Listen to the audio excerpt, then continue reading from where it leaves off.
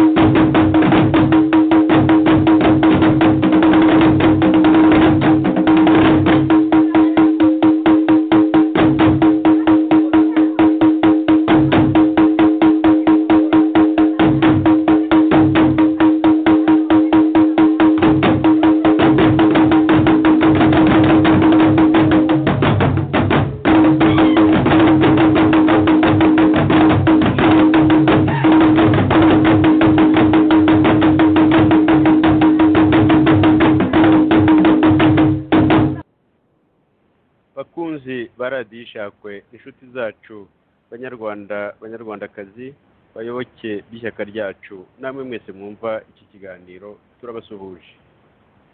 Uyu munsi ni ku itariki 8 Mata umwaka w'2020 tukaba turi kuri radio Ishakwe ijwi ry'ishyaka Ishakwe Rwanda Freedom Movement. Tukaba kandi turi kumwe na bagenzi ngira ngo mbanze ndebe ko bageze muri studio noneho dukomeze kino kiganiro. Nyine muri bagenzi bacu bateganijwe uyu munsi muza kuganira hari bwana Jonathan Musonera w'umuryango udaharanira inyungu, umuryango witwa Rwanda Truth Commission ukuri Rwanda. Hakaba Dr. Nkiko Nsengimana nawe akaba ari umuyobozi mukuru w'inama y'ubuyobozi mu muryango. Hakaba ndetse hakaba na bwana Joseph Ngarambe umuyobozi wa radio Ishakwe, akaba ari n'umwe mu bagize inama nkuru y'ishyaka Ishakwe. Nanjye Sixbert Musangamfura umunyamabanga mukuru w'ishyaka Ishakwe. Nagira ngo ndebe abamaze kugera muri ngurire mikoro babanze basuhuza batwumva noneho tujye mu kiganiro. Ndabona bose bahari, reka mpere kuri bwana Joseph Ngarambe. Bakomeye Joseph Ngarambe ko urakoze cyane muvandimwe Sixbert, mbanje kugusuhuza ngasuhuza kandi n'inshuti za radio Ishakwe ziriho zitwumva.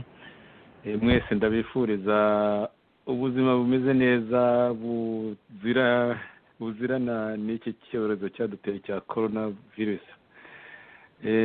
Murakoze rero ndagushuhuje Sixbert, nshuhuje abari batwumva mbisubiremo, ariko nshuhuje na bagenzi banjye Nkiko na Musonera. Murakoze. Bwana Dr. Nkiko Nsengimana uratwumva, uri muri studio? Ndi muri studio, muranyumva? Ubwo nanjye nagira ngo basuhuze mwabavandimwe mwe. Ndumva Musangamfura twakiye, ndagushimiye. Numvishe Ngarambe yaje, ni byiza cyane. Na Musonera nizeye ko nawe mukanya nza kumva ko nawe hari. Rero biranshimije cyane kuba dufite umwanya kugira ngo tuganirize abanyarwanda n'inshuti z'u Rwanda kuri radio Ishakwe. Ngo ndumva rwose ibintu biza kugenda neza. Murakoze. Urakoze cyane bwana Jonathan Musonera, uri muri studio uratwumva neza? Yes, ndabumva neza. Muranyumva namwe? Urakumva neza, suhuza abatwumva. Murakoze cyane bwana Musangamfura, reka mbanze ngusuhuze. Nsuhuze na Dr. Nkiko, nsuhuze na bwana Joseph Ngarambe, turi bufatanye muri iki kiganiro. Kandi nsuhuze n'abakunzi bacu badukurikiye, nsuhuze n'abandi bantu bose bakunda igihugu n'amahoro.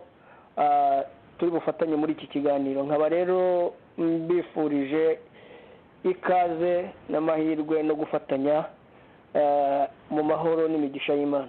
Murakoze. Murakoze cyane, nanjye nongere mbasuhuze nk'uko abatwumva babyumva, bumvise ko iki kiganiro twakitabiriye turi benshi kandi bumvise abakuru b'umuryango Rwanda Truth Commission, bumva ndetse natwe abahagarariye ishyaka Rwanda Freedom Movement muri iki kiganiro. Impamvu nyamukuru ni uko ari igihe kidasanzwe, ni igihe cyo kwibuka. Turibuka jenoside yakorewe abatutsi, turibuka abanyarwanda bishwe bazira ubwoko bwabo. Ubundi uyu muhango twawukoraga buri mwaka, tukawukora ndetse turi hamwe muri gahunda twari twarise kwibukira hamwe, turaza kubigarukaho muri iki kiganiro. Ariko uyu mwaka ntibizashoboka kubera impamvu zumvikana.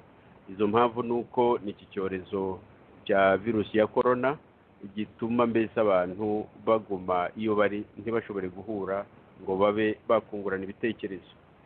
Turagira ngo rero twunamire abanyarwanda bishwe bazira ubwoko bwabo muri na kane muri jenoside yakorewe abatutsi, n'undi munyarwanda wese yaba yarishwe azira ubwoko bwe. Ndashaka kuvuga abanyarwanda bo mu bwoko bw'abahutu nabo bishwe bazira ubwoko bwabo icyo gihe no mu myaka yakurikiyeho, nk'uko tuza kubiganira muri iki kiganiro. Iki kiganiro rero gifite inyito: ese koko FPR-DMI yahagaritse jenoside irokora abatutsi? Turaza kubiganiraho muri iki kiganiro. Nagira ngo ariko mbere yuko dutangira iki kiganiro, nk'uko navugaga yuko turi mu bihe bidasanzwe by'iki cyorezo cya virusi ya korona, nagira ngo duhere kuri buri umwe mu bari muri iki kiganiro batubwire uko byifashe mu bihugu barimo, kugira ngo abatwumva babara bari mu Rwanda n'ahandi hirya no hino bamenye mu by'ukuri iki cyorezo gihagaze gite hirya yabo mu bindi bihugu hirya no hino. None nagira ngo mpere kuri Bwana Jonathan Musonera, aho mu Bwongereza byifashe bite? Iki cyorezo cya virusi ya korona kimeze gite?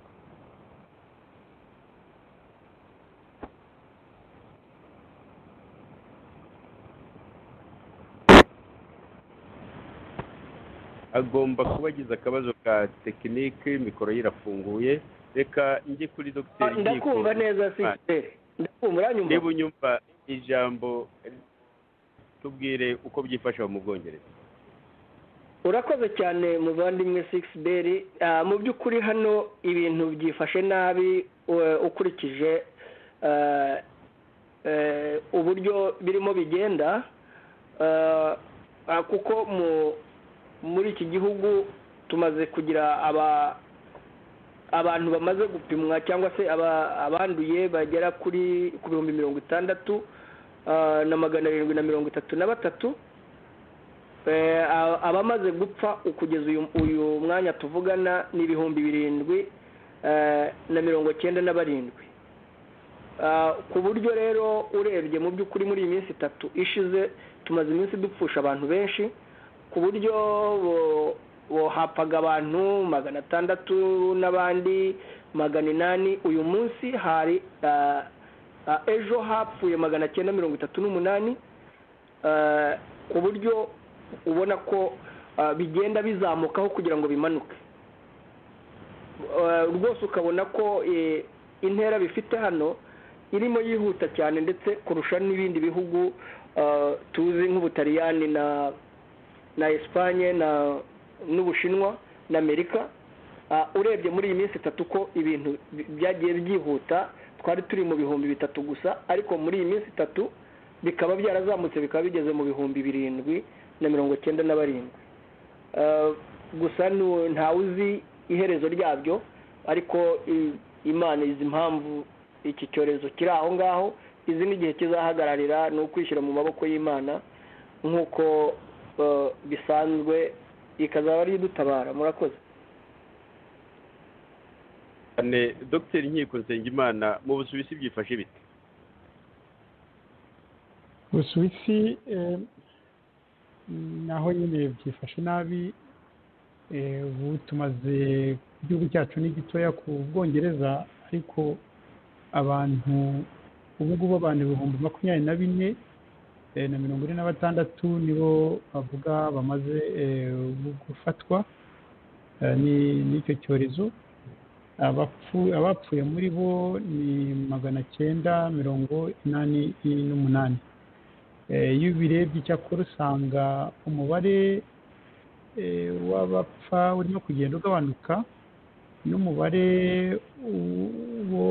w'abafatwa nawo uragenda ugabanukaho gatoya, ariko nta kintu umuntu ashobora kwizera. Buri kanya nk'uyu munsi twumvise ko hari ikindi ari nka kanto twumve yitwa Berne, agace kayo gatoya kitwa Jura Bernois, bahavumbuye rwose, havuye icyorezo gitunguranye cyatumye uyu munsi nyine imibare izamuka cyane. Mbese rwose ni uko bimeze, ukabona yuko iki ntabwo tuzi ukuntu tuzakivamo, ukareba yuko n'ibyerekeye ubukungu n'ibyerekeye uko abaturage babana n'ibiki byose hazaba ingaruka zikomeye cyane. Nkabona yuko ibi tunayivamo tuzajya mu bibazo bikomeye by'ubukungu n'ibibazo bikomeye byo kubaho kw'abaturage. Icyo nshobora kubabwira muri aka kanya. Murakoze. nagira ngo mbaze bwana Yosefu Ngarambe, aho mu Bufaransa icyorezo cya korona kigeze hehe? Mu Bufaransa icyorezo cya korona, bivuze amagambo nagombye gukoresha mu by'ukuri ni nkayo nkiko, uretse ko Ubufaransa nyine ari bunini n'abafatwa ni benshi, abapfa nabo ni benshi, ndetse n'abakira ni benshi. Natanga imibare rero mu Bufaransa kugeza ubu ngubu abafashwe bari mu bitaro cyangwa mu mazu y'abari mu zabukuru ni 86,334. harimo abarwaye barakira 21,254. hariho n'abapfuye ni 12,210 kugeza uyu munsi. ni benshi rero, ntabwo ari bakeya. hashize nk'iminsi 5 mu by'ukuri, nako nta nini irashira. mu minsi bishize baravuga bati mu Bufaransa nabwo bwarengeje umubare nyine symbolique w'ibihumbi 10 nko mu masaha 48 mu by'ukuri ejo bundi. none ubu ngubu urumva ko bageze muri 12,210. kimwe nk'uko nkiko yavuze ati ibintu birabayabaye, ibintu ntibimeze nabi cyane nko mu minsi ishize. no mu Bufaransa umuntu yavuga ko ari uko, ariko urumva ibyo byose mu masaha 48 kuba bamaze kurenga 10,000 bakagera kuri 12 n'abandi rero ni benshi. Ahangaha naheraho mvuga wenda bo mu bindi bihugu bizwi cyane hano mu Burayi mu kugira abantu benshi, cyambere kikaba ari Ubutaliyani. muri icyo gihe nyine Ubufaransa burengeje 12,000, Ubutaliyani burengeje 18,000, bugakurikirwa na Espagne nayo nayo irengeje 15,000. ikintu umuntu yakongeraho wenda nagira ngo iyo mibare uvuga ni y'abantu bahitanywe bapfuye, n'abantu bahitanywe n'icyorezo. urakoze. mu kurangiza umuntu ntiyabura kuvuga ahantu gikataje mu Bwongereza. Musoni yabitubwiye kirakataje, nabyo bivumbutse vuba, batangiye kubyitaho vuba. ni kimwe mu by'ukuri no muri Leta Zunze Ubumwe za Amerika, aho ubu ngubu mu masaha 24 basigaye bagira umubare utarigeze ugerwaho mu bihugu byose byagiye bipfusha, harimo n'Ubushinwa. ubu ngubu mu kanya ndiho nsoma rwose Leta Zunze Ubumwe za Amerika zimaze gupfusha abantu 16,095. 16,000 birenze rero. 16,000 birenze, urumva ko bamaze kurenga Espagne, bamaze kurenga Ubufaransa, kandi hambere ahangaha bari munsi yabwo. bidatinze baraba barenze Ubutaliyani, basigaye ari bo ba mbere mu by'ukuri, bagomba kuba baruta n'Abashinwa. gusa rero icyo umuntu atakwibagiza, nkiko yabivuze, yavuze ati turi abantu bakeya mu Busuwisi, ntitungana n'ibyo bihugu na Leta Zunze Ubumwe za Amerika. ni igihugu kinini gifite abantu benshi, ariko umubare w'abapfa nyine wumva ko ari umubare munini cyane, nabyo ukaba ari n'ubwo bafite n'abaturage benshi barenze 1,300,000, ariko nabo barapfa ku muvuduko udasanzwe, kandi ni igihugu cy'igihangange. Burya ibintu binanira abanyamerika, abantu bavuga bati none abandi turabigenza gute? Murakoze Sixbert, wasubiye ijambo. murakoze cyane. Ndumva tuvuze mu magambo avunaguye uko iki cyorezo cyifashe hirya no hino muri bihugu by'ibihangange. Yenda aho tutavuze ni mu gihugu cy'Ubushinwa, bivuze ntabwo nabyumvise, aho twavuga ko aho mu Bushinwa nyine icyorezo abanduye 86, abapfuye kugeza ubu bakaba bari mu 3,300. Ikindi kigaragara ni uko mu funze batangiye kugenda bafungura gahoro gahoro, ku buryo imirimo yongeye gukorwa hirya no hino, ndetse mu mujyi zikaba zaratangiye zarongeye gukorwa hirya no hino nyine muri uwo mujyi, ndetse no kugana mu tundi turere. Ni ukuvuga ko basa n'aberekana ko icyo cyorezo bagifatiye ingamba zigakora, zikaba zaratumye aho bagihagarika. Imibare itangwa birumvikana abatari bafite uko bayishidikanyaho, ariko ikigaragara ni uko kuba bariho bafunga ni uko koko bizeye ko hari icyo bagikozeho kandi gikomeye. Mu bihugu rero bikomeye bindi, ikigaragara ni uko icyo cyorezo kiriho kirazamuka nka wa muriro ugeze mu mashara, biriruka buri munsi bafashe ibyemezo batinze. Muribuka nko muri Leta Zunze Ubumwe za Amerika bihagera, batangiye ibuka na perezida waho yasaga naho gaya Abashinwa avuga nyine ko ngo iyo babwira iki imbere ko abantu bari kunguka nk'amezi 2, ariko nanone akavuga ko ngo ari ibintu bizarangira vuba aho ngaho, cyane cyane ko nyine yagereranyaga icyo gihugu cye n'icy'Ubushinwa, akavuga ko asanga bafite ingamba zikaze, bafite ukuntu bateye imbere ku buryo bizanyaruka. Ariko Leta Zunze Ubumwe za Amerika nicyo gihugu gifite abanduye benshi cyane, ndetse n'imibare y'abapfuye ubu ngubu ni icya kabiri ku isi nyuma y'Ubutaliyani, niba nakurikiye imibare neza. Muri Afurika niho tutavuzeho, ariko naho umuntu yavuga yihuta. Muri Afurika y'Epfo abanduye ni 934, hakaba harapfuye 18, naho mu Rwanda imibare bavuga iracyari ku 100, bakavuga ko nta muntu n'umwe witabye Imana. Ndibutsa abatwumva ko turi mu kiganiro kuri radiyo Ishakwe, tukaba turi mu kiganiro gifite inyito ese koko FPR-DMI yahagaritse jenoside irokora abatutsi. Iki kiganiro twagiteguye ku nshuro ya 26 kwibuka amarorerwa yabaye mu Rwanda. Turabiganiraho muri iki kiganiro kuva ku cyami kugera kuri repubulika za MDR Parmehutu na MRND n'iya FPR-DMI. Urwango hagati y'abahutu n'abatutsi rwagiye rwiyongera aho gucogora. Ubwo butegetsi nk'uko mbuvuze hejuru kugira ngo bugire imbaraga bamiza abandi. Muri 59 habaye revolution yahiritse ingoma ya cyami, yari yikubiwe n'imiryango y'abanyiginya n'abega bakomoka mu bwoko bw'abatutsi. Bamwe mu batutsi barahunze, nyuma haza no kuba ibitero by'inyenzi. Aho kumva uburemere bw'ikibazo ngo hashaka igisubizo kira, leta ya MDR Parmehutu nyine y'abahutu yahisemo kuririmba intsinzi no gufata abatutsi nk'abaturage bacagase. Ingoma ya MRND nayo yashyize imbere ivanguramoko n'ivangura ry'uturere, ndetse izana n'agashya ka politiki. Muri 90 FPR yatangije urugamba rwarangiye nyuma ya jenoside yakorewe abatutsi.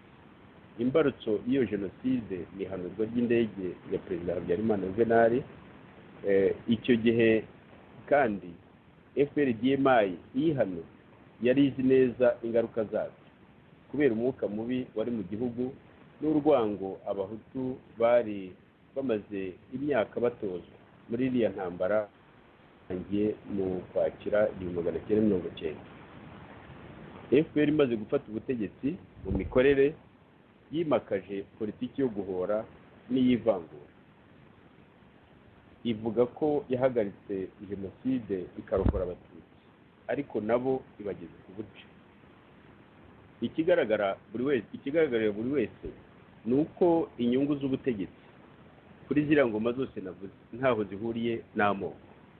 Amoko akoreshwa nk'ingazi zo gufata ubutegetsi no kubwimakaza, abapfa bagapfa, abakira bagakira. Mu gihe 26 abishwe bazira ubwoko bwabo, dutekereze ku ngamba zizaca ivanguramoko, buri wese akagira uburenganzira busesuye bwo kwibuka abe no kubiraburira nta pfunwe. Muri kumwe nk'uko iki kiganiro muri kumwe na bwana Jonathan Musonera, umuyobozi mukuru wa Rwanda Truth Commission, umuryango udaharanira inyungu gushakisha ukuri ku byabaye mu Rwanda, ku bwicanyi bwibasiye abanyarwanda bazira amoko yabo. Hari kandi na Dr. Inkiko Nsengimana, umuyobozi w'inama nkuru y'uwo muryango, akaba bwana Joseph Ngarambe, umuyobozi wa radiyo Ishakwe, akaba n'umwe mu bagize inama nkuru y'ishyaka Ishakwe, na Fikiberi Musangamfura, umunyamabanga mukuru w'ishyaka Ishakwe. Iki kiganiro twagiteguye rero tugamije ku iyi gahunda yo kwibuka inshuro 26 kugira ngo twese mu ijwi riranguruye tuvuge ibyo dutekereza ku bwicanyi bwa jenoside bwamennye amaraso y'abanyarwanda, kugira ngo mu by'ukuri turebe ko twatanga umusanzu ku banyarwanda bazakibona mu bihe biri imbere, umusanzu wo kugira ngo twubake rwa Rwanda rutavanguwe, u Rwanda ruharanira ko umunyarwanda areshya n'undi mu gihugu cye, u Rwanda ruharanira ko buri wese afite uburenganzira nk'ubw'undi, u Rwanda mbese rwemera ubusugire bw'ubuzima bwa buri wese ndetse rukarengera buri munyarwanda. Nagira ngo rero mu kiganiro duhite rwose turasa ku ntego, mpe ijambo bwana Jonathan Musonera atubwire ibitekerezo afite kuri uko kwibuka n'uko abona ibintu bikwiye kugenda. Murakoze muvandimwe Sixbert, reka mbanze ngushimire nanone uburyo waduteguriye iki kiganiro kugira ngo tubashe kuganira ku kwibuka muri ibi bihe ku kwezi kwa kane, kwibutsa buri wese inzira y'umusaraba yanyuze, aho yari mu bice bitandukanye, ibyo yabonye, imitego yasimbutse mu bwicanyi bwakorwaga na MRND-CDR bwari buhagarariwe mu by'ukuri n'intagondwa z'abahutu b'abasirikare, b'abajandarume, b'abajepe ndetse na bamwe mu bapolitisiye bafatanije n'imitwe y'interahamwe zari zaratojwe zikibasira abatutsi mu gihugu hose, zikica kugeza mu by'ukuri aho zayogoje igihugu cyose. Zica abaturanyi babo, zica abo bashyingiranywe, zica mu by'ukuri mu buryo buteye agahinda hakoreshejwe ibikoresho bitandukanye.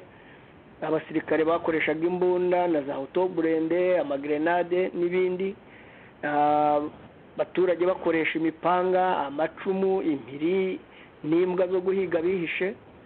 Ibyo byose byabaye agahomamunwa muri 1994. Ariko muri iki gice cyo kwibuka dufitemo ibice bibiri turi buze kugarukaho. Nagira ngo mbere y'uko twinjira muri iki gice cya kabiri twari dukwiye kubanza gutangirira inyuma mu mateka nk'uko wari wabitunyuriyemo muri introduction dukoreye, kuko tutabanje gusobanura aya mateka n'uru rwango byatubera byaba bituma abantu badasobanukirwa neza n'urwango abanyarwanda bagiye bagirana, bakagenda bakorerana ubwicanyi mu buryo butandukanye, kandi ubwicanyi bushingiye ku bwoko, bushingiye ku turere, bagatsemba abantu kugeza aho mu by'ukuri amoko yacu uko ari atatu asigaye akanuriye amaso mu kirere yibaza uko bizagenda. Nkaba rero wenda naba ngusubije ijambo nkaza kugaruka nyuma kugira ngo ubanze uhe n'abandi ijambo, noneho twinjire mu mateka, kuko byadufasha neza kumenya cyangwa se gusobanura uru rwango n'ubutegetsi bubi bwagiye bukoresha abaturage mu gukoresha urwango rushingiye ku bwoko, hanyuma ubwo bwoko bukagenda butsemba ubundi bwoko nk'uko twabibonye muri jenoside. murakoze.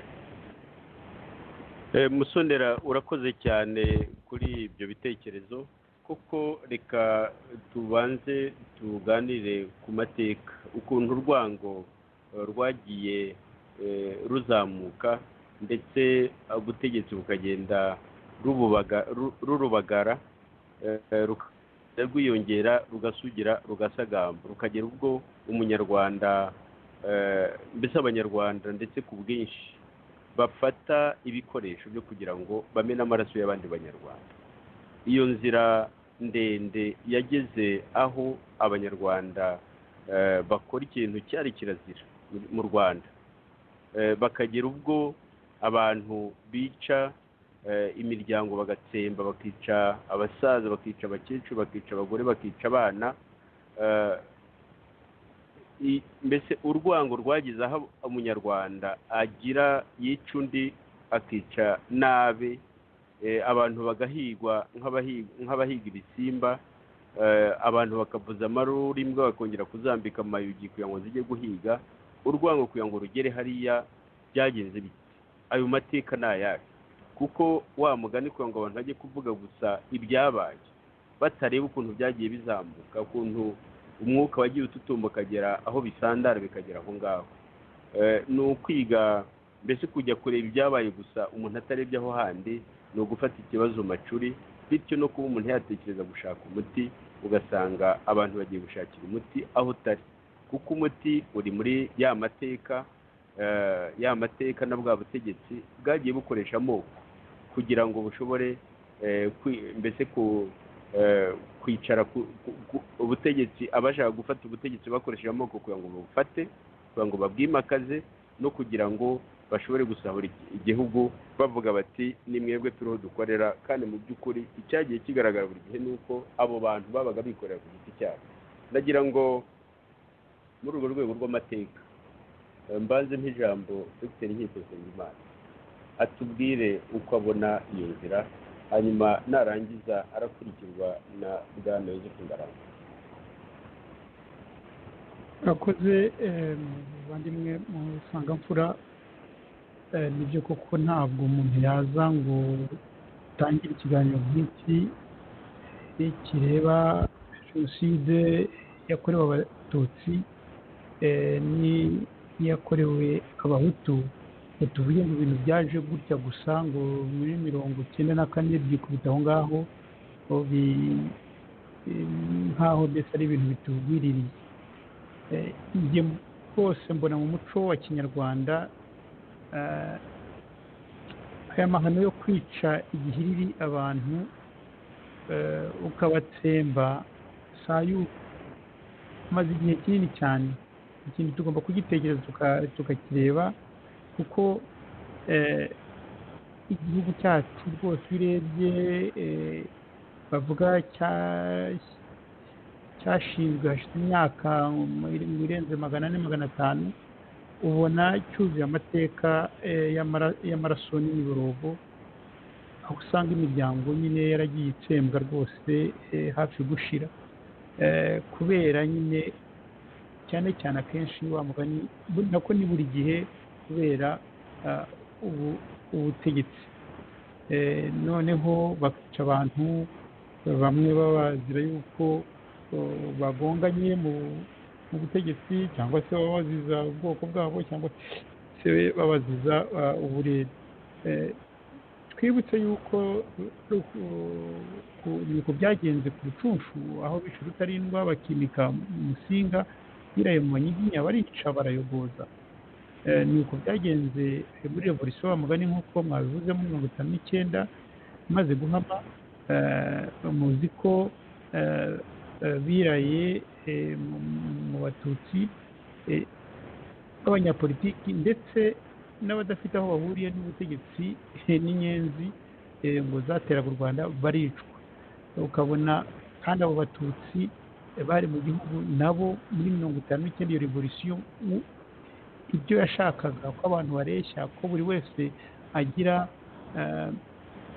rwose uburenganzira bwuzuye, ko buri wese agira agasambu ke n'iki. Aho Batutsi bari mu gihugu muri revolution nabo icyo gihe barabiharaniraga. Nyuma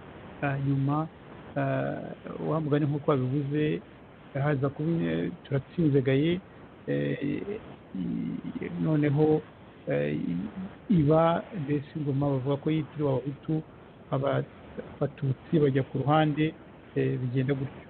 Muri 1973 niko byagenze, murabizi. Twari abana ariko batarabo guta umutima. Niko byagenze, muzi bategura coup d'etat yo muri 1973, hatangiye kwirukana Abatutsi mu mashuri. Bamwe bahasiga ubuzima kuko ari Abatutsi. Rero murumva yuko byaje kugenda gutyo, birakomeza. Muri 1990 intambara FPR iteye, intambara yaje kubyara nayo jenoside yo kwica Abatutsi rwose, ibi byo gushira bikozwe n'abahezanguni n'intagondwa zo politiki muremere ni CDR. Murizi ko nanone FPR nayo muri 1994 nyine ubwo yuburaga imirwano imaze guhanura indege, ikubura imirwano, yiraye aho yari yakontoreraga kose, yiraye mu bantu, irabica rwose. Ubu ngubu ibi ngibi byo bitavugwa nk'uko byari kwiye kuvugwa, irabica, irabamara bahora ko ari Abahutu. Hari uwo muco rero, uwo muco tugomba w'ubugome karande uri mu Banyarwanda ukurwa n'ubutegetsi. Ni uwo muco w'ubutegetsi wa mugani ugenda bitwaza ubwoko cyangwa se n'uturere, umuntu udashaka ukamuvana mu nzira nyine kuko wabivugaga kwigizaho ibintu. Iki kintu rero nitutajya ngo ducukumbure kugira ngo umugani hazaboneke ubutegetsi bwumva ko buyoborera rubanda, bumva yuko bushakira rubanda ibyiza kuri bose, nta vangura, ntaho tuzaba tugeze. Kuko uko ingoma zizajya zihindura imirishyo, niko hazaba igihe hazajya babona impamvu abanyapolitiki yo kugira abo bavuga bati abanzi naba kugira ngo babarimbure. N'icyo yenda muri makeya naba mvuze, ntiharira ijambo. Murakoze.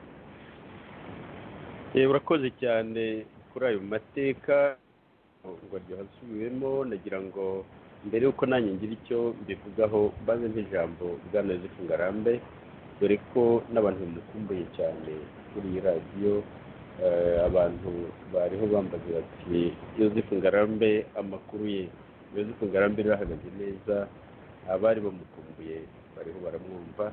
Ijambo ni ndagushimiye cyane Sixbert, nanjye nari mbakumbuye mwese kimwe n'inshuti za radiyo Ishakwe. Mu minsi iza nzagerageza kuboneka birenzeho umuntu aba akeneye n'ibiruhuko, kandi mbanze nagushimire Sixbert ko wakoze akazi keza nyine muri kino gihe ntabonekaga. Mugenzi wanjye rero nkiko amaze kuvuga ku mateka, ndetse na Musonera wamubanjirije bavuga ku mateka y'ubwicanyi bw'abanyarwanda, ubwicanyi karande, indwara turwaye nk'abanyarwanda. Aha ntitujye mu bintu byo kugerageza guhunga ibibazo ngo tuvuge ngo n'ahandi niko bimwe, oya, tuvuga abanyarwanda n'imyifatire yacu n'ubutindi bwacu n'ubugome bwacu, twemere tubyature tubivuge. Niko tunabigenza, kuko nicyo mu by'ukuri twavuga ko turusha abandi benshi bakunze kuvuga ibibazo byo mu Rwanda, tubivuga tutaziguye rwose, tutagendeye ku make. Hari ahantu Sixbert wavuze uti muri 1990 FPR yatangije urugamba rwarangiye nyuma ya jenoside yakorewe abatutsi. Utimbarutse jenoside kuko Joseph nagira ngo usubiremo interuro ya nyuma yari ducitse. Ndakeka ko niba ari wowe bibaye cyangwa bibaye muri studio, ariko interuro ya nyuma yari ducitse. Oya, turamwumva neza. Wari wawe agomba kuba ari wawe, turamwumva. Ubanza ari wawe, nanjye niko mbitekereza ko ndumva ibintu bisa n'ibihutera by'imiyaga. Hari ibintu bisa n'ibihutera by'imiyaga, wareba ku byuma wenda ufite by'akamakasi n'ibintu nk'ibyo. Wunda kumva neza. Okay rwose. Ubu ni okay, ntabyo nduho numva. Sinsubira mu mateka nk'uko bagenzi banjye bambanjirije bayashyizemo. Ndagira ngo twibande, niko ngiye kubikora, twibande cyane cyane kuri 1994, ifite kuko amateka ifite za 73, ifite za 59, ifite za rucunshu, ibyo rwose ni ukuri kuzima. Ibyo byose byakozwe n'abanyarwanda. Umuntu rero akaba yanakwibaza hagati aho ngaho, wenda tuze kubiganiraho cyangwa tuzabiganiraho ubundi nitubura umwanya no munsi. Hari umugani mu ndimi z'amahanga ugira uti, burya buri peuple, buri baturagihugu, buri banyagihugu baba bafite abategetsi babakwiye. Chaque peuple a des dirigeants qui mérite. Mbese nkatwe nk'abanyarwanda, abo bategetsi bacu ntabwo baba mu by'ukuri rero badukwiye. Mu by'ukuri ntabwo baba, ahubwo bahagarariye ubugome bwacu, ubutindi bwacu butuma duhora dutekereza, tugira ibitekerezo byo kurimburana. Icyo kintu umuntu yakibazaho, kuko ntabwo twavuga ngo nuko turi agahugu gatoya, ngo nuko turi agahugu gakennye, kuko hari n'ibindi bihugu bidakize binakennye, ndetse wenda kurusha u Rwanda, bihura n'amazi yo kunywa, kuko twe tugira byibuze n'amazi meza atemba. Ibyo bihugu ariko buri gihe byagira krize ntibitekereze kwica, ngo tujye kwica abangaba tubatsembatsemba. Icyo kibazo rero kuko tugifite imizi mu ngoma za cyami, ariko ngaruke kuri ejo bundi, wenda kuri ibyo nahinduze mu kanya ngo bikabacika. Araho mu kanya Sixbert wavuze uti, imbarutso ya jenoside ni ihanurwa ry'indege ya Perezida wa Repubulika Juvenal Habyarimana. Urugero, FPDMI yayihanuye izi neza ingaruka zabyo, kubera umwuka mubi wari mu gihugu n'urwango abahutu bari bafitiye abatutsi kuva intambara itangira mu mwaka w'1990. Ibyo bintu ni ukuri, ariko nagira icyo nongeraho. Urwo rwango ntabwo ari urwo rw'iyo ntambara yubuye, mu by'ukuri rwari runahari muri 1959, rwari runahari imbere yaho. Muri 1973 rwari ruhari, kabari n'ubwo bintu byaje kuvamo kudeta no kurimbura abahutu bakomoka muri Nduga barimo Perezida wa Repubulika Kayibanda. Ariko mu by'ukuri byari byabanjije ku batutsi, barabamenesha mu mashuri, bamenesha mu hantu hose, bamwe baranabica, baranabatwika, nka za Shyogwe batwitse, hari umuntu batwitse. N'abandi babica ku bundi buryo. Abatutsi barabamenesha, benshi bajya mu mahanga, abandi batakaza amashuri, batakaza akazi. Ibyo burya yari amahano ubwayo, ni urwango rukomeye, ni ibintu bibi cyane. Hari ahantu rero twanavuze tuti, FPRDMA yari izi neza tunako mbisubiremo ngo yari izi neza ingaruka zabyo. Mbese koko ni FPRDMA yari ibizi neza? Yego nibyo, ariko cyane cyane burya byari bizwi n'abigeze gukora andi mabi muri iyo myaka ya za 60 mu bwicanyi bwa za 60, mu bwicanyi bwa 73. Aha ndavuga Kanyarengwe, Alex Kanyarengwe, Colonel Alex Kanyarengwe, nkavuga yari yarabaye na Colonel nawe Lizinde, ndetse harimo nabiseruka ko nawe uvuga mu bwicanyi mu kwica bariya banyapolitike bo muri Nduga bo muri hagati ya 73 na 76. Abo bantu mu by'ukuri nibo bari bazi neza imyifatire ya MRND-CDR, bazi neza bati tubigenje gutya kubera ibyo twabibye, urwango twabibye hagati y'abanyenduga n'abakiga byagenda gutya, kubera urundi rwango twagiye tubiba hagati y'abatutsi n'abahutu byagenda gutya. Yego simvuze ko ba Kagame, ba Kayumba n'abandi bo muri FPRDMA barinjije nabo ntacyo bazi, ariko ntabwo babinganyaga. Bari baravukiye basa n'abavukiye hanze. Ntabwo babinganyaga na Kanyarengwe na Lizinde bafitemo ubunararibonye. Mu yandi magambo rero tujye tuvuga ibintu uko biri mu guhanura indege ngo bazi neza ingaruka zabyo. Hari n'ikindi kibazo umuntu yakwibaza, ubu navuye mu mateka rwose kuko mwari mwayasobanuye neza. Hari ikindi kibazo umuntu yakwibaza, mbese iyi ndege y'umukuru w'igihugu ihanuwe agomba kwica igice kimwe cy'abanyarwanda bakabatsemba bati tumugiye kumara abatutsi bose, tugiye kwica abatavuga rumwe na MRND-CDR, tugiye kwica abahutu bafite isura y'abatutsi, dore ibyo byose byari bigeze. Nagira ngo rero ibyo bibazo tubyibaza ariko tunasubiza tunabyamagana, kuko harimo abahimba amateka, harimo abarimanganya amateka, usanga banagendera kuri iryo hanurwa ry'indege. Yego wayihanuye kuko afite uruhare runini cyane, agomba kubiryozwa ku buryo bwose, ntagombaga no gukora ubwo bwicanyi. ariko rero abari bashinzwe abatutsi b'imbere mu gihugu, mbere na mbere yari leta y'u Rwanda, cyari igisirikare cy'u Rwanda, yari leta y'u Rwanda, nabo bayihanuye mu by'ukuri ntabwo bakundaga abatutsi b'imbere mu gihugu. Mbese ko batabakundaga bakabahanuye indege nyine bagira ngo abahutu bari imbere bari muri MRND-CDR bakora ayo mahano. Kuki bayakoze?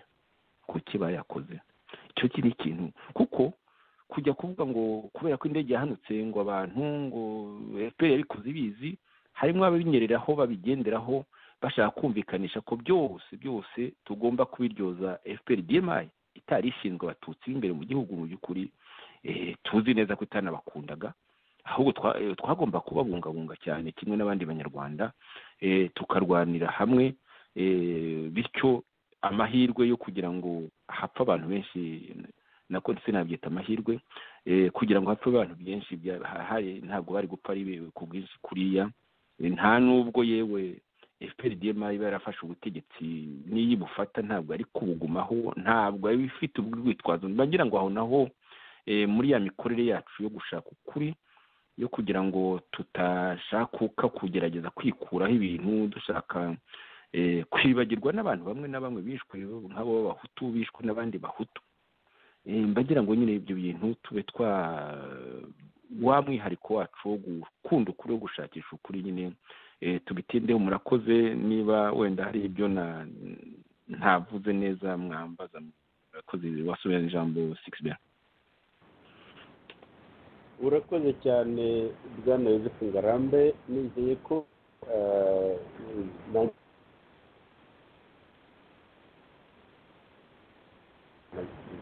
agataku, ariko ndibaza ko munyumva neza. uranyumva neza? Ndakumva. ongera ugaruke neza, wegere mikoro. ariko ku mugani uracyafite akabazo, reba wegera mikoro. ka tekinike turagerageza, niba munyumva neza ubu ngubu ndakomereza aho ngaha. nagira ngo mvuge yuko mu by'ukuri ibintu usobanuye birakomeye, aho uvuga uti nubwo mbese ihanurwa ry'indege ryagize uruhare bikaba imbarutso nubwo ryabaye nka cya gishashi ndetse gituma ishyamba rigurumana. Ibyo ari byo byose leta niyo yari ifite inshingano yo kurengera abanyarwanda, kurengera abatutsi ntibicwe kariya kageni. Ariko nanone umuntu abirebye ukareba za 59 ubwo abahutu nyine bakoraga revolution, noneho hakaza kuvamo kwirukana ingoma ya cyami, noneho hakajyaho repubulika ikayoborwa n'abahutu bari bibumbiye mu ishyaka rya MDR Parmehutu. Kiriya gihe ikigishijwe abanyarwanda nuko ndetse hari n'indirimbo zabivuga yuko nyine abahutu bibohoye ingoyi ya gatatu. None icyo kintu kirigishwa mu gihugu burya 94, ariko muri za 59 burya umuturage yumva, abana bagenda bayumva, birumvikana ko amateka bayafata uko ufite ijambo yavuga.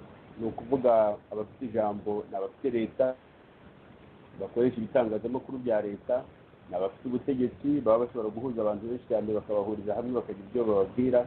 Birumvikana ko izo mvugo nizo abavuga icyo gihe nizo bagenda bumva. Nk'uko ubu ngubu ibyigishwa na FPR-DMI ari byo usanga urwinshi rusa naho rufata nk'ukuri ko amateka ari ayo ngayo, nk'uko FPR-DMI iriho yandika ubu ngubu, bakayumva batyo bakirengagiza cyangwa ntibanamenye ko hari ukundi kuri kutavugwa. Birumvikana rero ko icyo gihe kuva muri za 59 cyangwa reka mvuge ku gihe cya u Rwanda rukimara kubona ubwigenge muri 62, ntabwo leta yarebye kure ngo ibone ko kuri amahoro y'abanyarwanda azaturuka kuri icyo kintu cy'uko abanyarwanda bose leta ibafata kimwe bakareshya mu gihugu cyabo bakagira uburenganzira bungana. Noneho haba ikintu cy'ivanguramoko gisa no kwihimura ndetse ndibuka ko icyo gihe habaye ibintu by'ibikorwa bikomeye cyane nk'inyenzi zateraga, hagiye haba mu turere tumwe na tumwe tw'u Rwanda, hagiye haba ikintu cy'uko abahutu nyine babwirizwaga gukora ibikorwa byo kwica abatutsi ngo kugira ngo bace intege ibitero by'inyenzi. Ndetse n'abategetsi bamwe na bamwe bakavuga bati dore iyo muteye, dore iyo muje ingaruka zabyo bene wanyu basigaye muba muriho mubatemera. Birumvikana rero ko iyo myumvire, iyo mikorere ntabwo yashoboraga kugira icyo ndetse ntabwo yashobora kugabanya urwango hari hagati y'amoko y'abanyarwanda, ahubwo urwango rwagendaga rukomeza gukura rugasagara. Noneho icyo gihe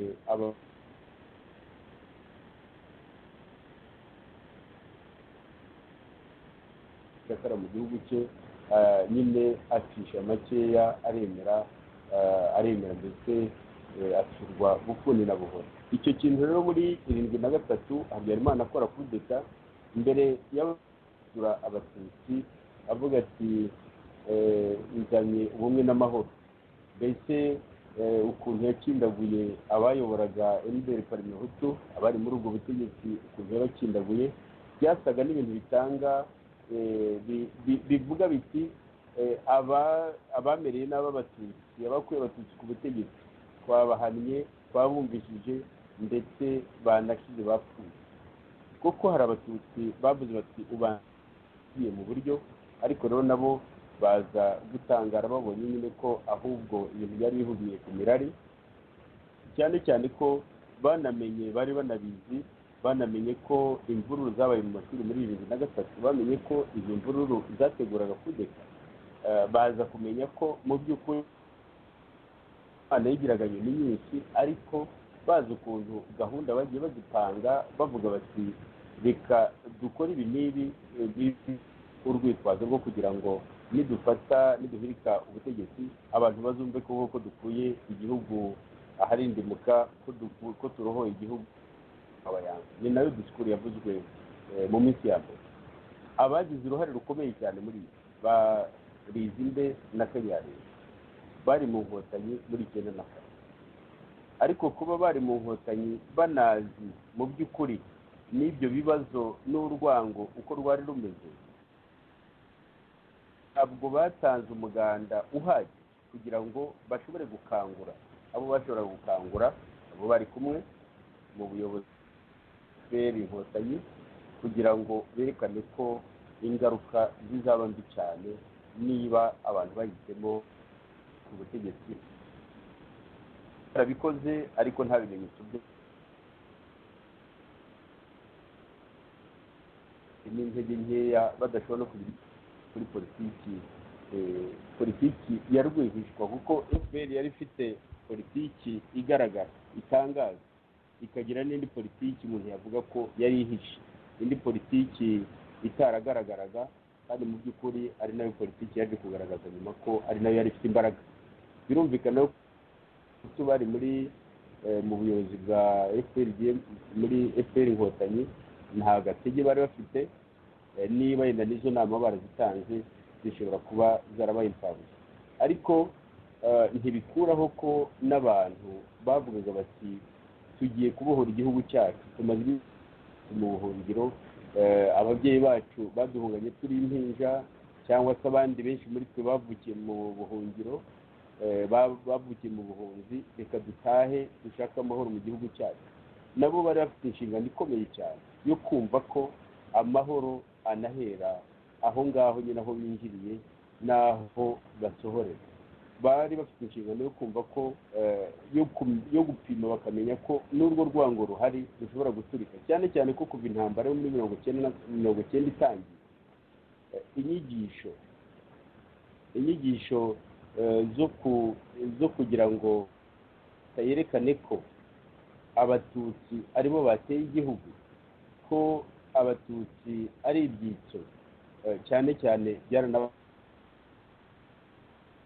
kimara gutera n'ubari ku itariki ya 2 Ukwakira ubwo batangira gufata ibyitso muri icyo cyumweru nyine bafashe ibyitso kandi abantu benshi cyane bafashwe ndibaza ko bafashwe 98% bari abatutsi bityo nabyo bigasa n'ibyereka ahantu mu gihugu ko nyine abatutsi bose bari barashoboye kugira ukuntu batera imbere mu gihugu kwirwanaho mu ngorane zikomeye bagiye bahura nazo benshi bakoranaga bari ibyitso by'inkotanyi nibwo butumwa niyo message isa naho yagiye mu mitu kiriya kandi koko uko intambara yagiye yicuma imvugo zikomeye nk'izo zagiye ziyongera ndetse na za sederi ziravuka zigenda zerekana ko umututsi ari umwanzi bagombaga kwirinda byanze bikunze cyangwa bagomba gutsimbatsemba birumvikana rero ko FPR inkotanyi cyane cyane ko yari yaranabonye ko byaba ari muri politiki no mu mbaraga za gisirikare bari barabonye ko bafite imbaraga nyinshi izo mbaraga nazo ziba inshingano yo kuvuga bati izi mbaraga turiho dukoresha dufite inshingano zo kurengera abaturage gute n'ukora urugamba avuga ati ndashaka kubohoza igihugu cyacu agomba kuzirikana ko abaturage bagomba kurengerwa byanze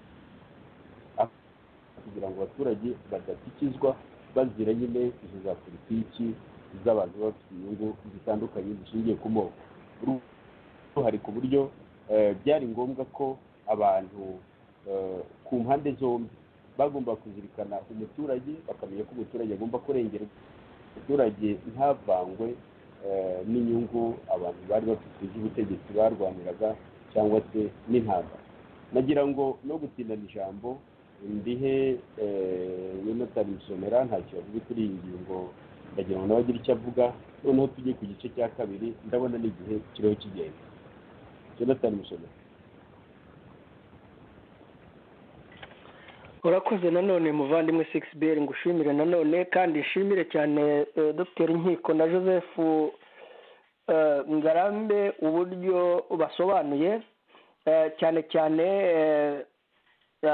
Yosefu yagerageje no kujya muri detaye mu by'ukuri agaragaza uru rwango uko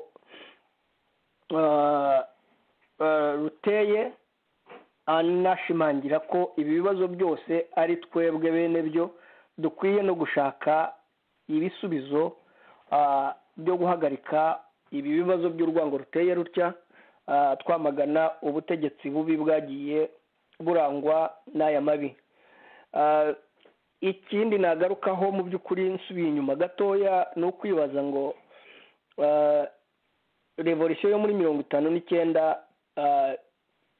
yatsinzwe n'ikigeragezo cyo kunga abanyarwanda batari barabashije kwiyunga muri iriya myaka hafi 400, abanyarwanda bayobowe n'udutsiko tw'amoko, nk'uko na Dr Nkiko yasobanuye ibyo ku rucunshu ntabwo intambara yabaye hagati y'abanyiginya n'abega, aho abega batsembye abanyiginya,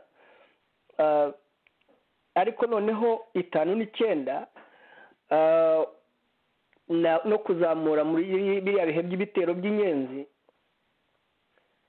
wakwibaza utese ni iyihe mpamvu mu by'ukuri yagiye ituma buri gihe uko hagiye kuba ihindagurika ry'ubutegetsi hagomba kubaho abatutsi bagomba kuba ibitambo, bakicwa bakameneshwa, ibintu byabo bikatwarwa, abarokotse bagasigara ari abaturage bo mu cyiciro cya kabiri badafite uburenganzira bungana n'ubw'abandi.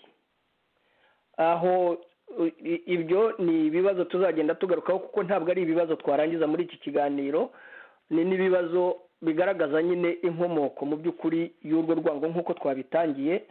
Noneho wazamuka nanone 73 naho icyo kibazo kikagaruka, ariko noneho cyo nta nubwo tujya mu mizi yacyo ngo twerekane neza uburyo noneho cyo cyahinduye isura.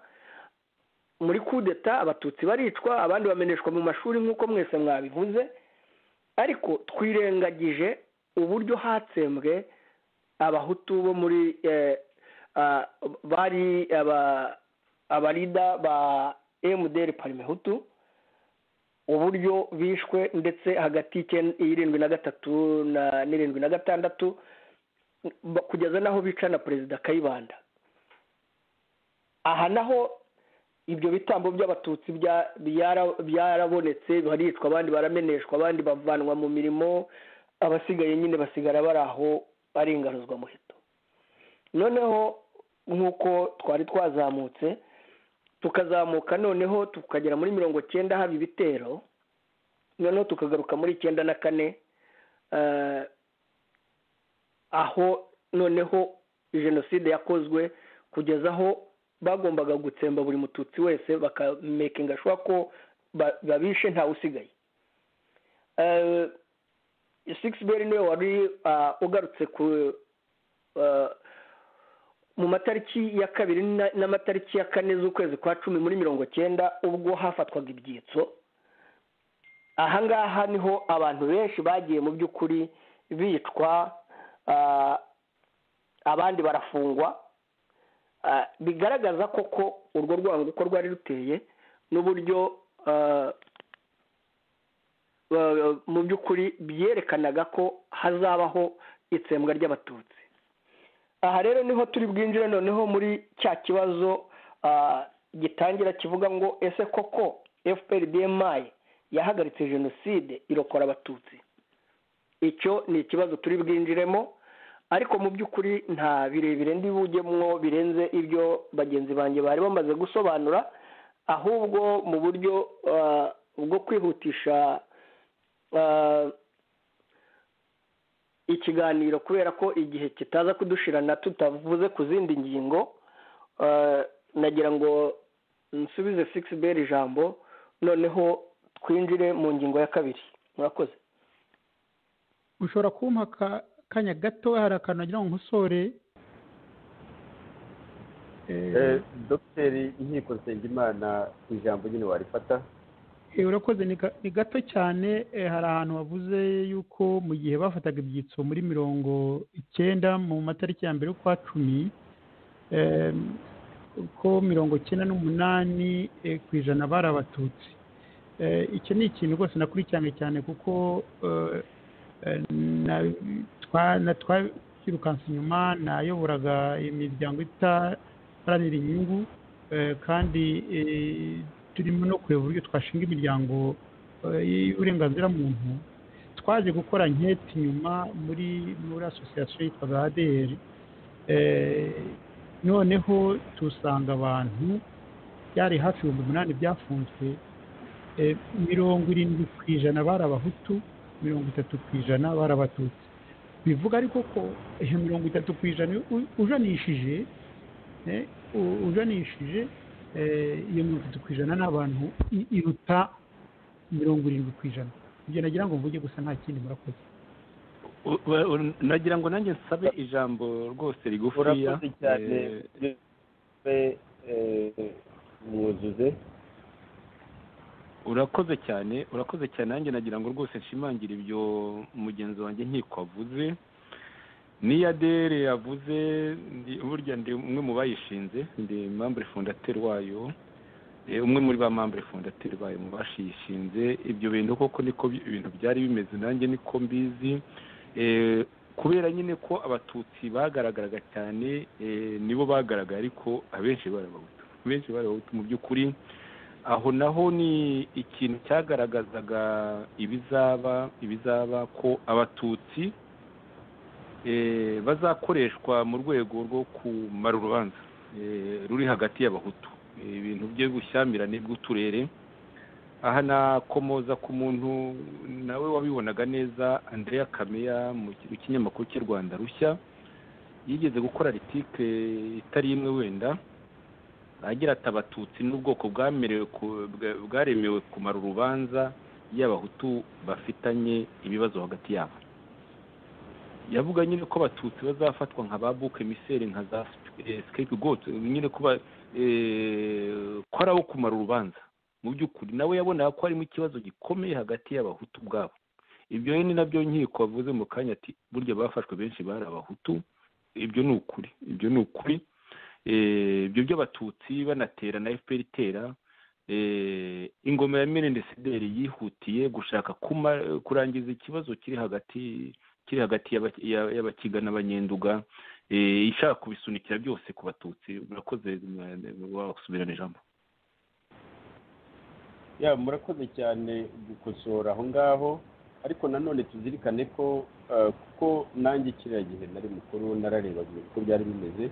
Icyo nabonye ni uko abahutu bafashwe mu byiciro, benshi baravugaga ngo ntaho bataniye n'abatutsi, ku buryo ndetse banakoze n'ibintu byo kwerekana ko ngo abo bahutu hari ugasanga icyumvikanaga cyane ni uko abantu bakurikiranwaga bitwa ko ari ibyitso by'umwanzi, kandi umwanzi nk'uko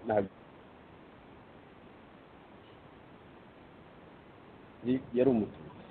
Ku buryo rero abafashwe icyo gihe nicyo baziraga, ni nako bitwaga mu by'ukuri, bitwaga ibyitso, ariko banavuga ko abenshi muri bo atari n'abahutu buzuye, niko icyo gihe byavugwaga. Ariko koko bikaba ari ibyo ngibyo kugira ngo babone ukuntu abakiga, kubera ikibazo cyari hagati y'abakiga n'abanyenduga, kugira ngo babone ukuntu koko babone uko bikiza n'abandi mu bantu bo mu gace k'amajyepfo y'u Rwanda. Igihe rero kiragiye, tujye ku gice cya kabiri cyane kino kiganiro. Nk'uko umwe muri twe yabyifuje, byaba byiza dufashe undi munsi tukazakomeza kino kiganiro tukagisesengura kurushaho, kuko ibigomba kuvugwa ni byinshi cyane, kandi ndabona igihe ukuntu kiriho kirukanka ntawe tuza kuba tubigeze. Ndibutsa ko iki kiganiro nyine kiri kuri radiyo Ishakwe, ijwi rya Rwanda Freedom Movement. Iki kiganiro kikaba gifite inyito ese koko FPR yahagaritse jenoside irokora abatutsi. muri iki kiganiro turangije kino gice cya mbere tuvuga ku by'amateka mu buryo buvunaguye, amateka y'urwango y'abahutu n'abatutsi, ukuntu urwango rwagiye rukura rwiyongera, ari ubutegetsi bubigiramo uruhare rukomeye cyane kugeza aho urwo rwango nyine rugeze abantu bamena amaraso y'abandi ku bwinshi. Hakaba mbere twari turangiye, ubu twagira ngo tujye ku gice cya kabiri kijyanye no kwibuka yakorewe abanyarwanda, kwibuka amaraso y'abanyarwanda yamenetse, kwibuka jenoside yakorewe abatutsi, ndetse na ubwicanyi bwakorewe abahutu, ubwicanyi nabwo mu muryango Rwanda Truth Commission ndetse no mu ishyaka Ishakwe twemeza ko ubwo bwicanyi nabwo ari jenoside. Nagira ngo ndabona Musonera yagarutse. Musonera niwe mukuru, niwe uyobora umuryango wa Rwanda Truth Commission. Nagira ngo umuhe ijambo atangire atuganirira ku byerekeranye no kwibuka. Ndibuka twagiye tubikora buri mwaka, hari n'amagambo akomeye cyane Musonera yagiye avuga. Hari ahantu yigeze gusobanura avuga kwibuka ibyo bizaduha, mbese nibyo bizaduha no kubakira hamwe igihugu. Hari ijambo yavuzemo rwose, ijambo rikomeye cyane nari nazirikanye, aho nza kuribonera ndaza kubyumvisha abatumva. Ndiho ndarishaka yibonye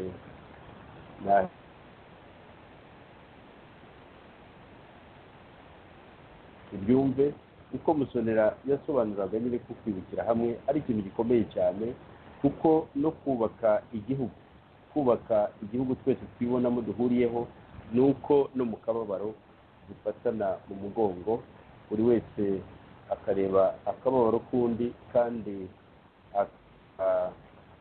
akakubahiriza. Nimbona iryo jambo rigufi cyane, ni akantu kagufi nari nafashe kuri iryo jambo, nkabonye ubwo ngubwo gatambutse tukakumva. Reka mbe muhaye ijambo noneho ubwo turakomeza. Musonera. Urakoze muvandimwe Sixbert Musangamfura, nongere nanone ngushimire, nshimire na bagenzi bacu turi kumwe muri iki kiganiro. Kuri iki kibazo cyo kwibuka, ndagira ngo mbanze mfate mu mugongo buri wese wabuze abantu be, ababyeyi, abavandimwe, inshuti, bazize amahano batihamagariye, ahubwo bazira uko bavutse, bakavutswa ubuzima n'abaturanyi babo, ndetse bakavutswa ubuzima n'abari bashinzwe kubarinda no kubarindira umutekano.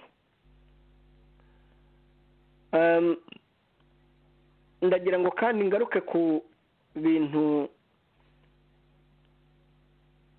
bibiri. Icya mbere ni ukwibaza tuti kuki kwibuka ni iki? Kuko iki kibazo cyo kwibuka kibamo intambara itoroshye, aho kugira ngo kibemo gufatana mu mugongo no guhumurizanya no guhumuriza abarokotse ayo mahano no kwibuka abayaguyemo, kandi tunasaba ko bitazongera. Ariko iyo ukurikiye mu by'ukuri ubutegetsi buyobowe na FPR-DMI uko ikoresha iki kibazo cyo kwibuka, usanga biteye agahinda, biteye ubwoba. Ukibaza utese kuri FPR-DMI kwibuka ni iki? Ese bumva icyo uko kwibuka bisobanuye? Wasubira inyuma nanone ukibaza utese baterwa n'iki gukoresha ubukana ku bagomba kwibuka abantu babo, nko kwibuka ntawe umuntu ubundi akwiye kubisaba. ari nacyo cya kabiri nshaka kugira ngo mvuge ko kwibuka ni uburenganzira bwa buri wese wabuze abantu be, uburyo agomba kubibukamo n'uburyo agomba kutavogerwa n'uwo ari we wese wamuhagarara imbere ngo aramubuza kwibuka abe yabuze. noneho uburyo rero FPRDMA ibikoresha kwibuka yabigize nka bizinesi, ku buryo birimo agashinyaguro rimwe na rimwe iyo ubyitegereje, cyane cyane uhereye uburyo abantu bacu baguye muri jenoside yakorewe abatutsi twabashyinguye bagashyiraho itegeko ryo kubataburura, nongere mbisubiremo, bakabataburura bakamena amasima y'aho twari twaragiye dushyingura imiryango yacu, bagakuramo amagufa y'ababyeyi bacu n'abavandimwe bacu, bakayaronga bakayoza bakayasiga amarangi za verini ngo ataza nk'abasiga imbaho cyangwa intebe, ibindi bikoresho byo mu nzu, bakajyana mu rwibutso mu buryo bw'agashinyaguro, kandi bakumvisha abatutsi n'abarindi bari mu gihugu ko ngo ubwo ari uburyo bwo kubaha icyubahiro. namwe mwibaze, ubundi umuntu mu muco nyarwanda iyo umuntu apfuye baramushyingura, nta umuntu yewe n'uwo waguye ku gasozi n'ibikoko bikajya kumurya abantu baraza bakamushyingura mu cyubahiro. niko umuco nyarwanda umeze, niko n'ijambo ry'Imana ridutegeka ko uwavuye mu mubiri agomba gushyingurwa mu gitaka. wakwibaza se koko FPR niba koko ariyo mucunguzi w'abatutsi, iyo itaburuye ayo magufa itera ihahamuka rikomeye cyane mu bacitse ku icumu, baba bareba uburyo bagaragaza agati amagufa y'imiryango yacu yishwe n'interahamwe n'abandi batindi buzuye ubugome, noneho bo bitwa ngo bahagaritse jenoside ngo barengera abatutsi, bagakoresha iyo nzira y'ubugome.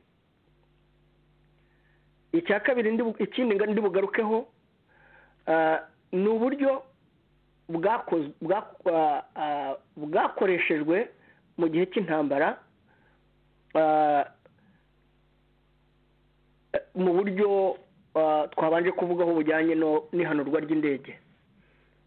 icyo nacyo ndashaka kugira ngo nze kukigarukaho, ariko nyuma y'aho ngaho ndagira ngo mbwire abadukurikiye batwumve neza ko ntabwo FPR yatangije urugamba irwana ngo izaze guhagarika jenoside.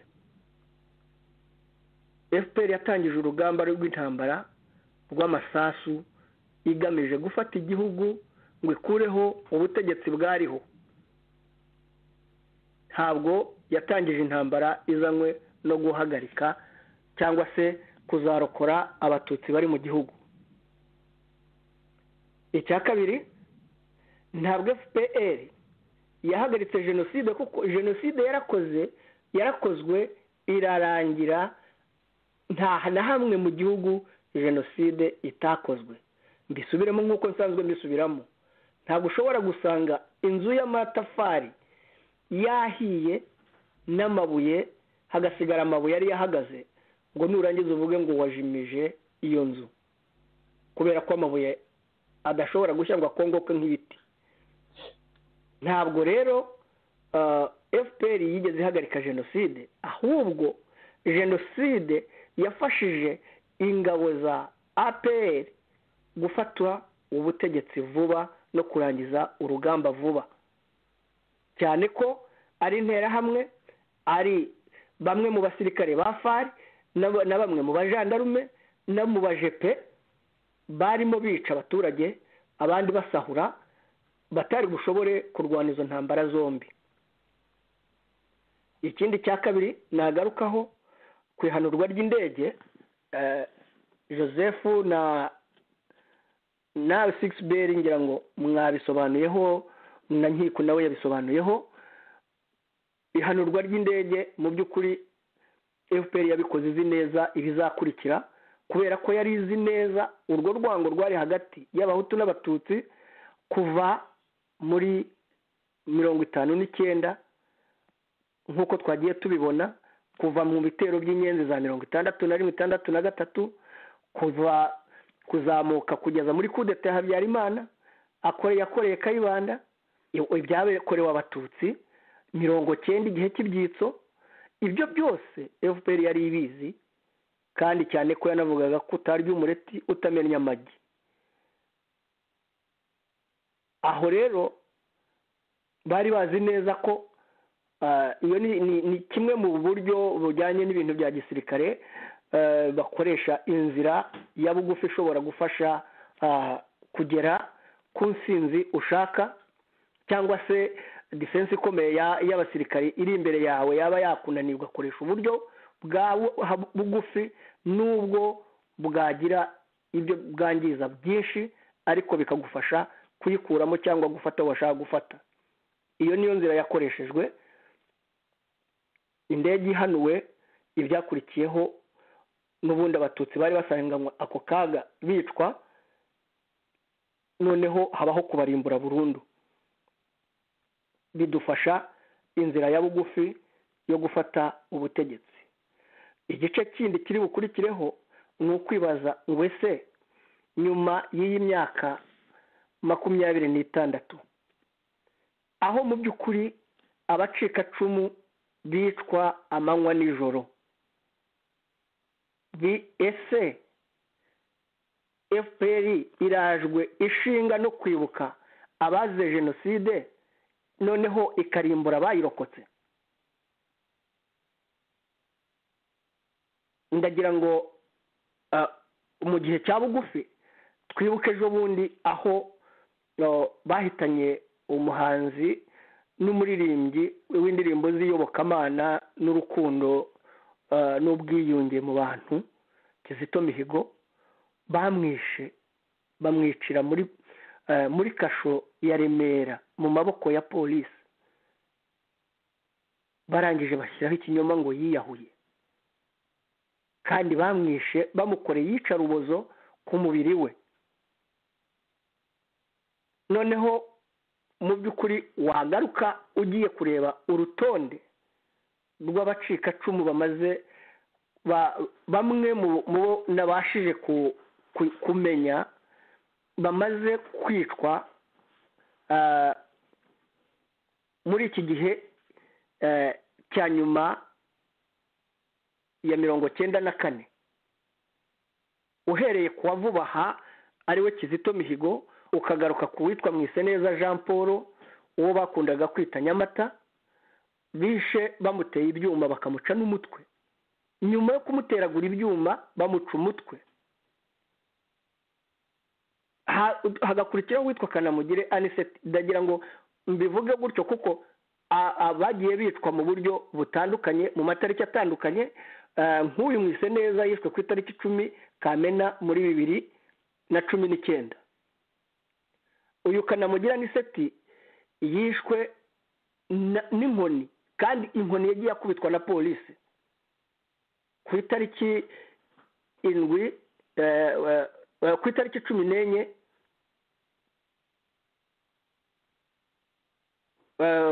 z'ukwezi kwa karindwi muri 2019. Nawe yishwe na polisi bamwicishije inkoni.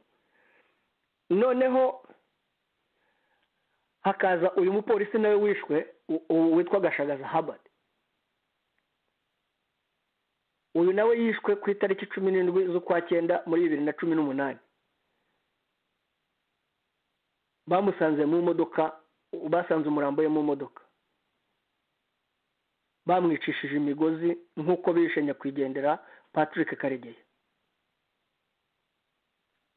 Noneho wagera ku wa kane ari we witwa Manuel Gasongo.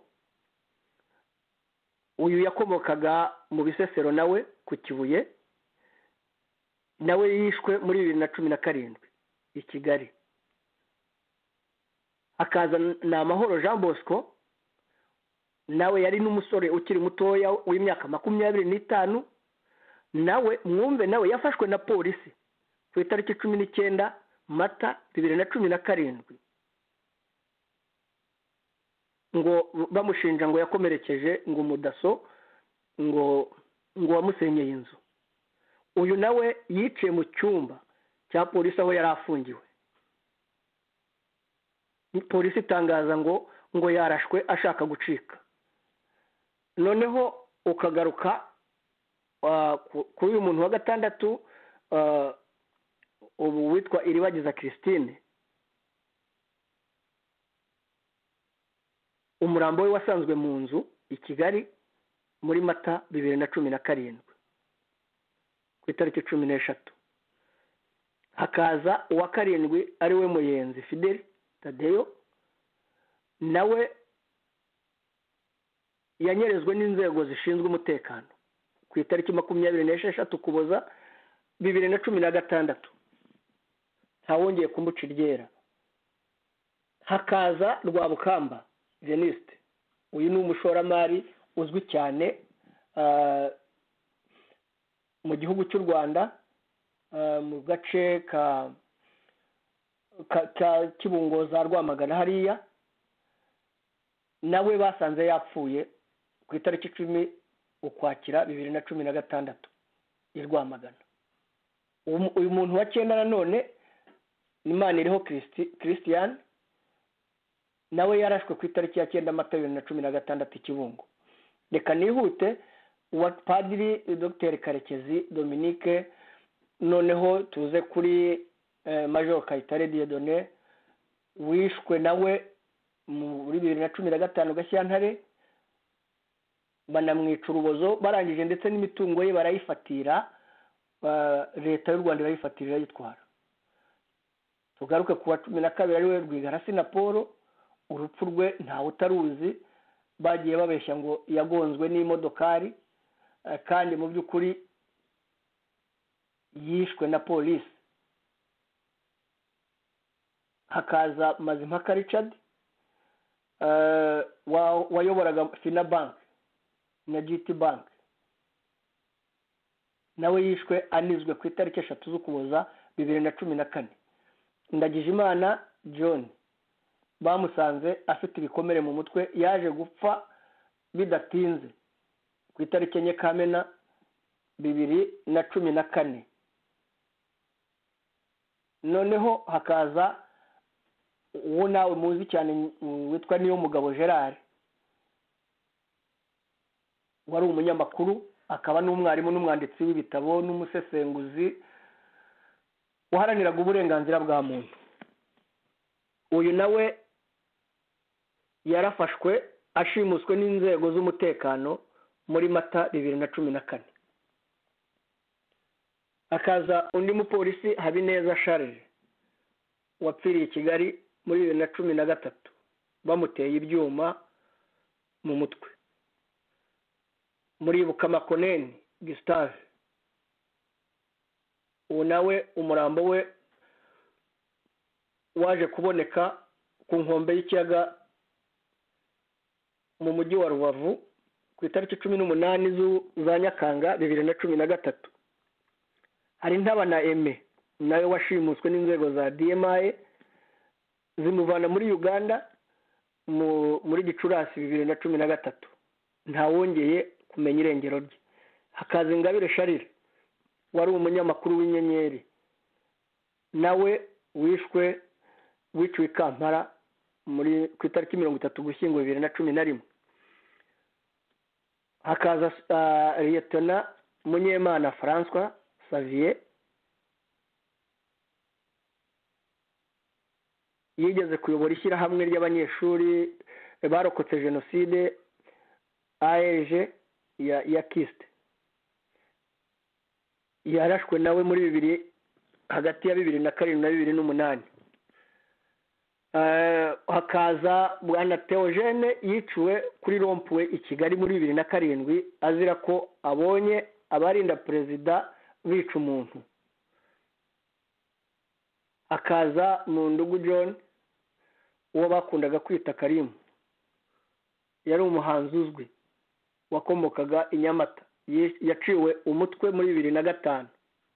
Hakaza Muhinda John nawe wiciwe i Kabuga mu Gushyingo 2005. Nyiraneza Virginie wiciwe ku Gisenyi ku itariki 9 Ugushyingo 2005.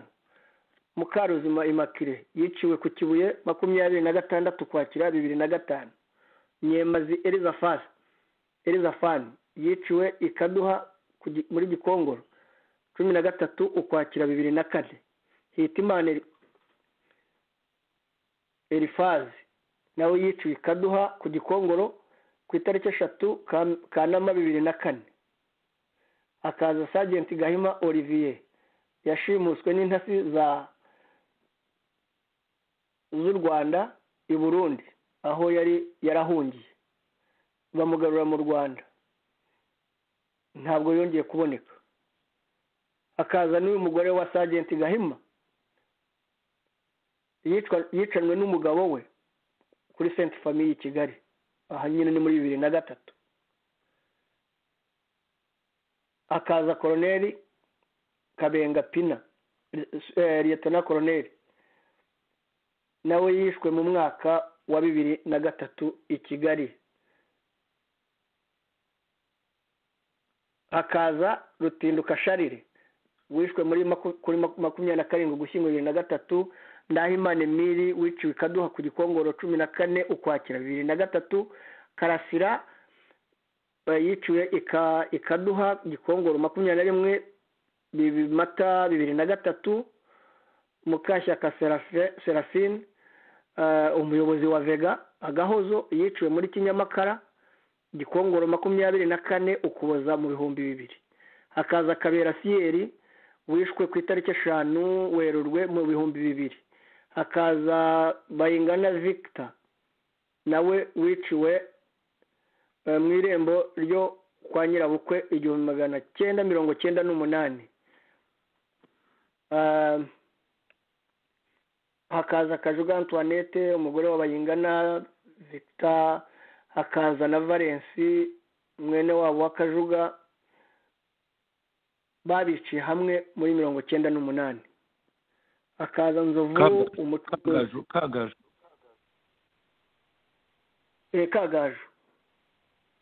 Hakaza Ndamage François. Hakaza mu by'ukuri n'urutonde rw'abandi bantu bagiye bicwa, ugiye ukurikirana uburyo bagiye bicwa. Urebye harimo Major Ruzindana, harimo ba Denis Semadwinga, harimo ba Andre Rwisereka waciwe umutwe. Hakazamo ba Alphonse Rutagarama watewe ibyuma akananirwa. Hakazamo Patrick Karegeya wanigiwe muri South Africa. Hakazamo Gasakure warashwe bavuga ngo atorotse ubutegetsi, atorotse polisi. Hazamo umunyamategeko Toyi Nzamwita warashwe. Hazamo Dr Raymond Dusabe watewe ibyuma. Hazamo uyu mukobwa w'umunyamideli urishe ejo bundi Alexia Mupende nawe watewe ibyuma, n'abandi. Urutonde ni rurerure cyane. Harimo n'abandi, harimo nka Setise Ndashonga warashwe, harimo Lieutenant Colonel Augustine Kiza, harimo Colonel Theoneste Rizinde, harimo umunyamategeko Donat Mutunzi, harimo Boniface Twagirimana nabo muri FDU, harimo Anselme Mutuyimana n'abandi benshi tudashobora gutondora hano bagiye bicwa. Noneho wakwibaza ngo mwumvise urutonde rw'abacikacumu hejuru hariya nabanje kuvuga, bagera mu bantu bagera muri 40, kandi si rwo rwonyine, hari n'abandi tutabashije kwegeranya bagiye bicwa. Abenshi muri aba ni abazwi, hari abatazwi. Noneho wakwibaza utese ko FPR-DMA ivuga ngo yarokoye abatutsi ikaba yaramaze abarokotse iyo jenoside, yaba urwo rukundo rwaba rushingiye kuki? Nkagaruka kuri cya kindi ko FPR itaje izanywe no kurokora abatutsi, icyari kiraje ishinga cyatumye itera intambara byari ugufata ubutegetsi igakuraho ubwariho. Noneho wenda mfashe umwanya munini ndaza kugaruka noneho ku mateka y'intambara ni mu nkundira mukampa byibuze iminota 10 amateka yayo n'ubwicanyi bwagiye bukorerwa abahutu uko byagiye bigenda mu gisirikare cyo narindimo nanjye narebesheje amaso. Murakoze. Urakoze cyane bwana Jonathan Musonera ku magambo umaze gukora. Yarokoye abatutsi no gukora abatutsi cyangwa no kurokora abantu abari bo bose, kubarokora hongeye kuvuka ikibazo 6B ku byuma byawe. Urumva byisubiramo bimeze bito? Hari igihe ijwi rizima neza ukamara rwose umwanya umuntu atakumva. Sinzi niba bagenzi banjye nabo ariko babyumva. We niko bimeze? Niko bimeze. N'ubu niko bikimeze cyangwa byatunganye none? Ubu turakumva neza. Navugaga yuko ko Musonera yavuze amagambo akomeye cyane yerekana ukuntu FPR-DMA yishe abantu kandi ikabigikomeza, ukuntu yishe abacikacumu ku buryo rero kugira ngo ibe yakwivuga ibigwi ko yarokoye abatutsi.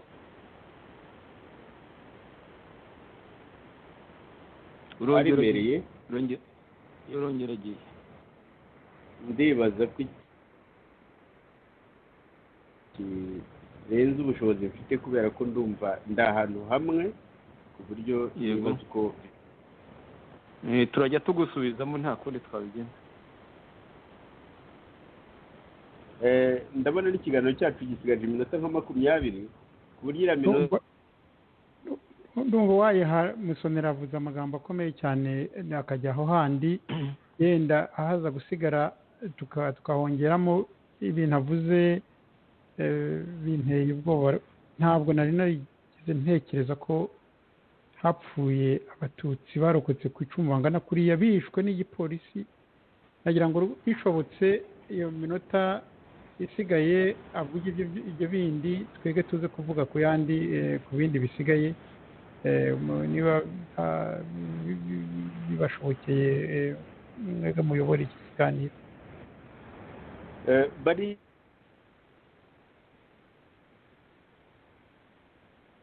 nabazwi bakeya kuko uwajya kuri rutonde rw'abantu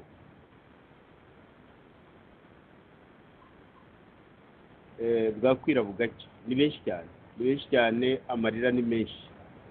Nagira ubyifuje niba n'abandi icyo gitekerezo mugihuriyeho twongere dusubije ijambo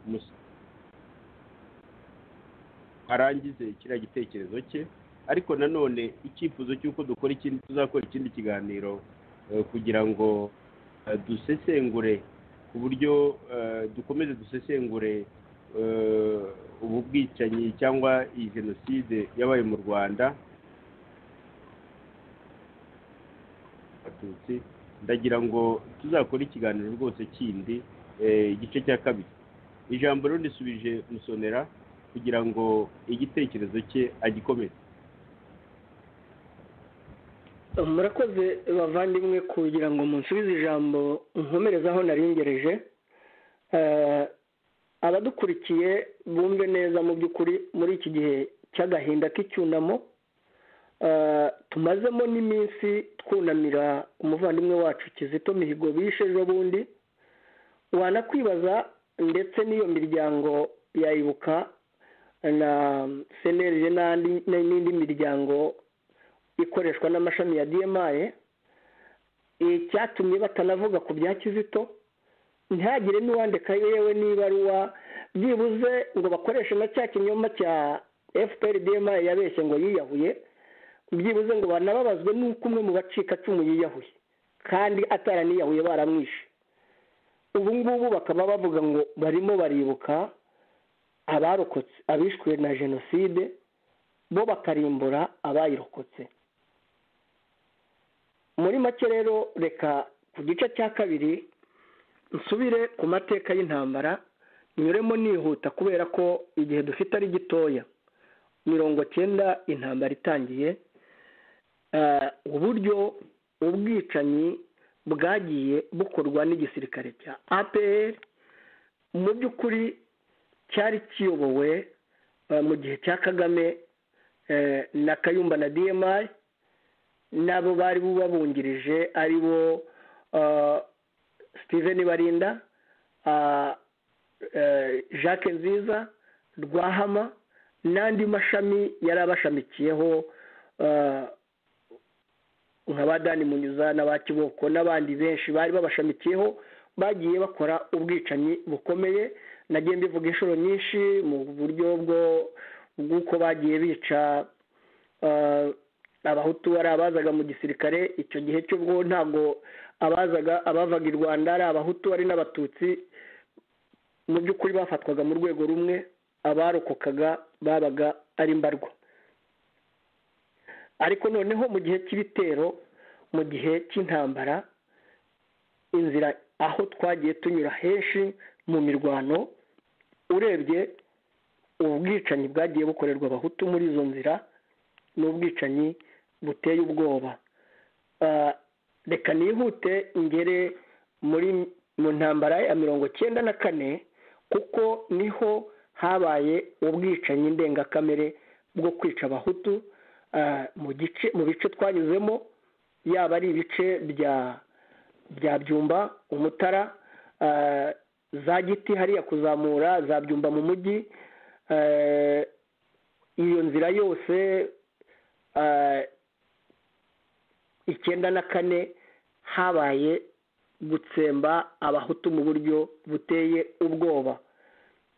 Twakoze n'ibiganiro byinshi, ariko ndagira ngo nkurikire abatwumva impamvu twebwe muri Rwanda Truth Commission twemeza neza tudashidikanya ko abahutu bishwe ari jenoside bakorewe.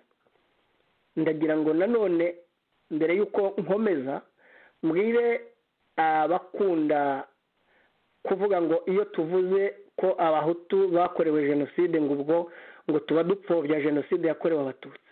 Ntabwo jenoside ari ubumanzi. Jenoside ni abantu bacu twabuze, batikiriwe muri ayo mahano y'inkozi z'amahano za MRND-CDR na FPR-DMI. nta n'umwe ushobora gupfobya urupfu rw'undi muntu wishwe aguye mu maboko yabo babisha.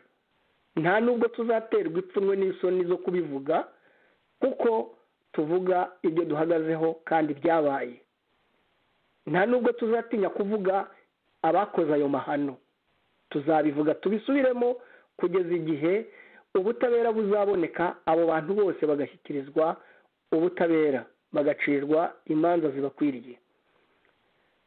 Nkomeje, amahano akomeye cyane yabaye cyane Byumba, Kibungo, Butare, Gikongoro, Kibuye. Ndavuga aho byakomeye cyane hatsembwa abahutu mu buryo burenze uko abantu batekereza. Hakaza Ruhengeri, Gisenyi, utwo duce mu by'ukuri na Gitarama. Mbega urebye ahari ahatarakozwe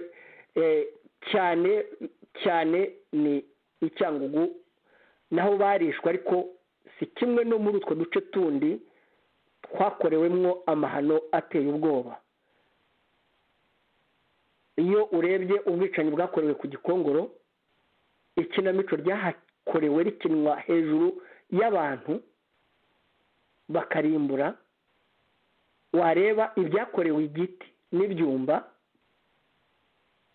ni amateka ateye ubwoba dukwiye kudatinya kuvuga ndetse dukwiye guhagarara no muri iki gihe cyo kwibuka abahutu n'abatutsi bakahagarara ahantu hamwe bafatanye mu mugongo baririra abantu babo, kuko niyo nzira yonyine izadufasha kwiyunga.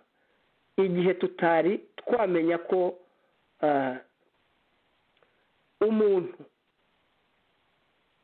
ubumuntu bwe yabuhawe n'Imana, nta n'umwe ufite uburenganzira bwo kubumwaka. Ubunyarwanda bwe yabuhawe n'uko yavukiye muri icyo gihugu cy'u Rwanda akabyarwa n'u Rwanda, ntawe ukwiye kumwaka ubunyarwanda bwe. Ubuhutu bwawe n'ubututsi bwawe n'ubutwa bwawe bwo ukwiye kubwambarira mu nzu iwawe, wakumva ushaka kubukoresha ukabukoresha kuri wowe wenyine, ariko utagize undi ubukangisha, kuko turi abanyarwanda n'u Rwanda ni urwacu. Abantu bacu bishwe uko bishwe mu nzira cyangwa se mu buryo butandukanye, ntawe dukwiye gusaba kubibuka, nta n'uwo dukwiye gusaba imbabazi, ahubwo dukwiye gufatana mu mugongo tugatakamba dusaba ubutabera ngo abagize uruhare muri ayo mahano bose bashyikirizwe ubutabera. Mu by'ukuri twagize ikiganiro kirekire, ntabwo tubasha kujya muri detaye zose uko ibintu byagenze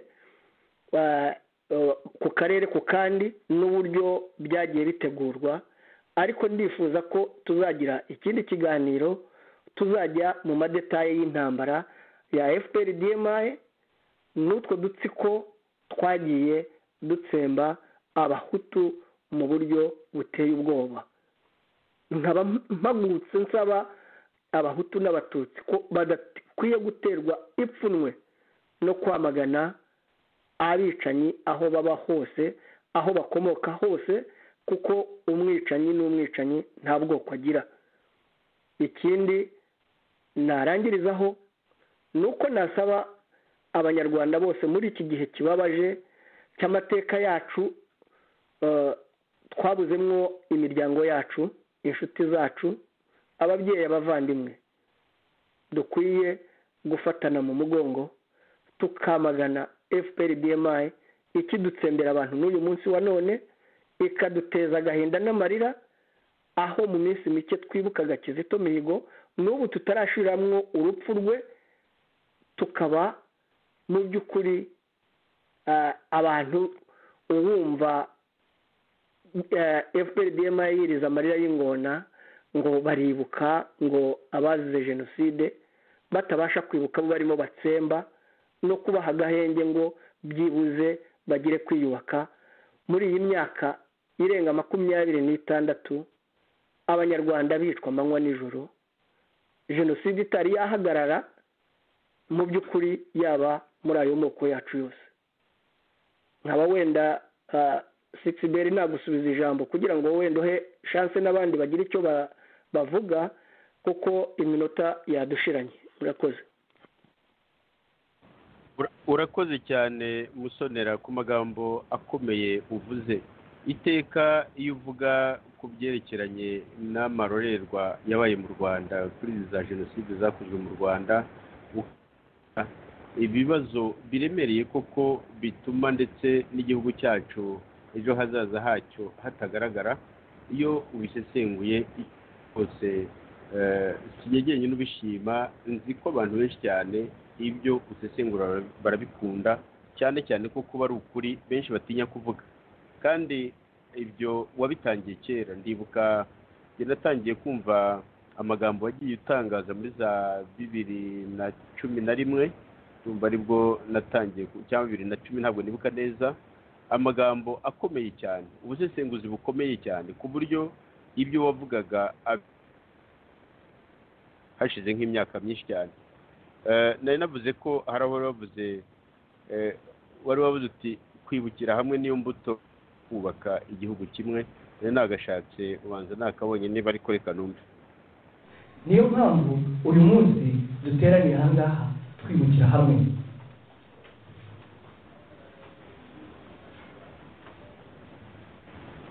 Kuko kwibuka hamwe bizaduha imbaraga zo kubaka hamwe u Rwanda rw'ejo. Tugomba kureba kure birenze kurebera ku rutugu, kuko igihugu cyo kiriho, umuryango uriho, tugomba rero kureba kure harenze urupfu, harenze umubabaro,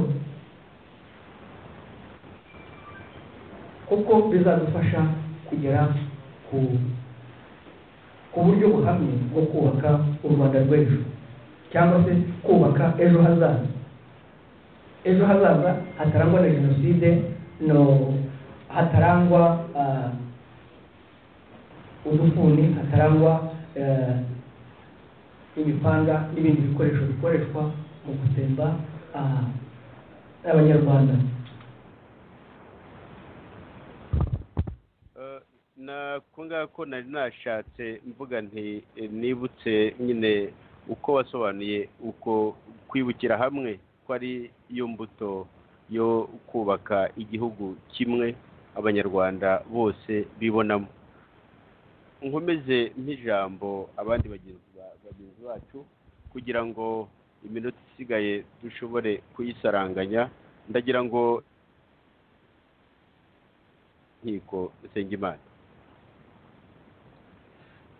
Urakoze cyane, ndavuga makeya nshima aya magambo akomeye umuvandimwe wacu Musoni amaze kuvuga yo guhamya rwose, avuga ati ntabwo tugomba kuvuga ngo kubera yuko FPR iri kuri butegetsi ngo ntiyakoze amarorerwa, akavuga amarorerwa yakoze, akanavuga ati ibyibeshya ngo yahagaritse jenoside. Nta yigeze ihagarika jenoside, koko niko byabaye, y'abatutsi yararangiye rwose, kugeza nta kuvuga ngo hari icyo FPR yayikoreye kugira ngo ihagarare.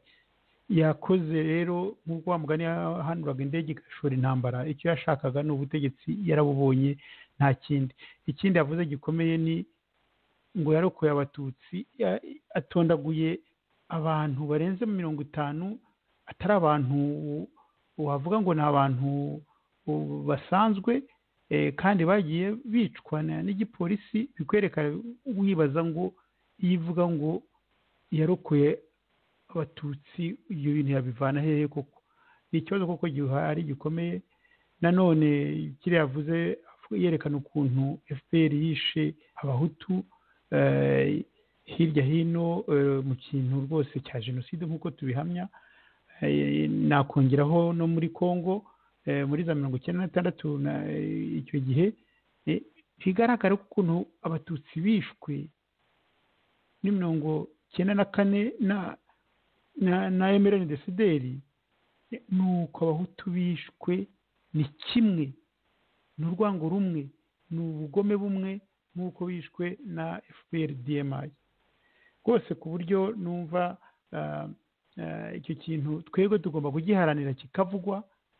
Ntabwo hari yenda ubanza guturuka ku bicanyi aribyo byiza byatuma tugera noneho kuri jenoside, kuko iyo tuvuze abantu barokotse, abicanyi bamwe kuko bafite ubutegetsi barahaguruka bagahagarara, ukumva nta ibyo ni ibiki ngo turapfobya. Cyangwa se n'aba muri Emery Desideri wabwira uti habaye jenoside y'abatutsi, batewe yaho ni FPR yabikoze n'ibiki, wababwira uti hari abantu bagize uruhare bo muri politiki muri Emery Desideri, ukabona batinye kuvuga n'amazina, bakajya bavuga ngo gusangwa n'interahamwe n'iki, nk'aho interahamwe zari zifite ishyaka n'abantu babayobora. Ndumva nakira aho ngaho hari akantu gatoya nagira ngo mvuge, yenda tuzakagarukaho. Hari uriya mubare ejo bundi ngo babonye umubare w'abantu 30,000 ngo mu rwobo, ngo babyitirira bavuga ngo ni abatutsi, ngo babonye ngo bishwe na FPR, pardon, ngo bishwe na Emery Desideri n'izo nterahamwe zayo. Uwo mubare warantangaje. Niba ari nabo, ntabwo bishobora kuba ari FPR, ari Emery Desideri yaba yarabikoze, kuko kugira ngo ishobore muri 1994 ishobore gufata abantu 30,000 birakomeye cyane ngo ibashyire mu ibicira ahantu hamwe. Kuriya ndumva bitarigeze bibaho, ku buryo njye nahamya yuko ahubwo nk'uko hari ahandi hantu byigeze kuba bavumbuye vuba izindi nzovu mbona rwose ku buryo ntashidikanya ko FPR DMA yabikoze. Urakoze, nagira ngo ngarukire aho ngaho kugira ngo mugenzi wacu ntamuryamira. sigizwe kutariho mu ijambo reka ngiye herekanira he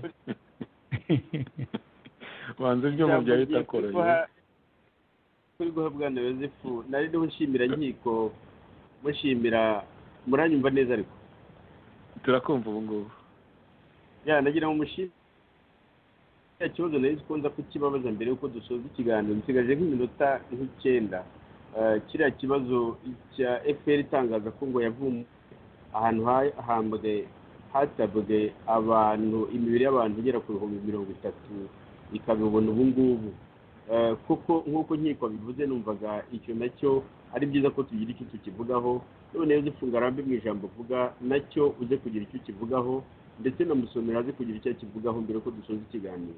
Yozefu Ngarambe reka mfate iminota nk'itatu wenda mpere kuri icyo ngira icyo nkivugaho. Yewe numvise ngo abantu 30,000 navuze nti abo ni aba FPR rwose mu by'ukuri yagiye gushaka abantu aho yabishe kandi muri no minsi yose iminsi nyine abantu benshi cyane ivumbura ari abo yishe mu by'ukuri yishe ubwayo. Ibyo bintu tuzabishaka akanya ko kubiganiraho. Musoni yagiye abitubwira cyane kandi harimo ibyo yiboneye muri tuya turere twazabutamwa n'ahandi, ariko natwe hari ibyo tuzi ku buryo bunyuranye. Bityo rero rwose kuri jyewe bari 30,000 99% nabo FPR DMA yishe. Abenshi ni abahutu birumvikana bavuga 99%, ariko yicaga n'abatutsi. Burya yicaga n'abatutsi no muri icyo gihugu yavuga ngo yarokora, yego harimo abo yarokoragaho uko ikabafata ikabarokora, ariko harimo nawe yicanaga n'abahutu benshi cyane nzi benshi, ntabwo wenda tuzabigarukaho. Ngushimire rero umuyobozi w'ikiganiro Sixbert ukuntu wavuze yuko hakwiye ikiganiro cya kabiri kugira ngo tuzanonosore ingingo zimwe na zimwe zo muri kino kiganiro twahaye inyito ese koko FPR DMA yahagaritse jenoside irokora abatutsi. Ndumva mwabivuze nanjye nemeranywa n'abamusonera namwe mwese mwavuze ko jenoside yakozwe ikarangira kandi ko FPR itari yazanywe no kurangiza jenoside, ndetse mu byo twagiye tuvuga twavuze ahubwo ko yayifuzaga uko MNDCD yaririmbaga ivuga tuzabatsemba niko yahorakoraga ku buryo nyine ahubwo ibyo bintu byaza bikava mu magambo gusa, bikava mu ndirimbo gusa, bikajya mu bikorwa.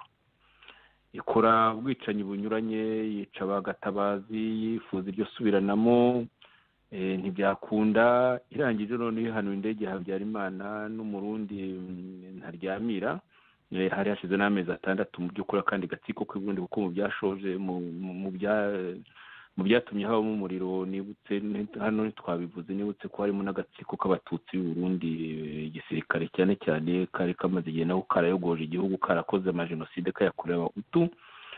Bari barivuganye Rundadaye umuperezida wari watowe ku buryo bwa demokarasi ku itariki ya 21 z'ukwa 10 1993.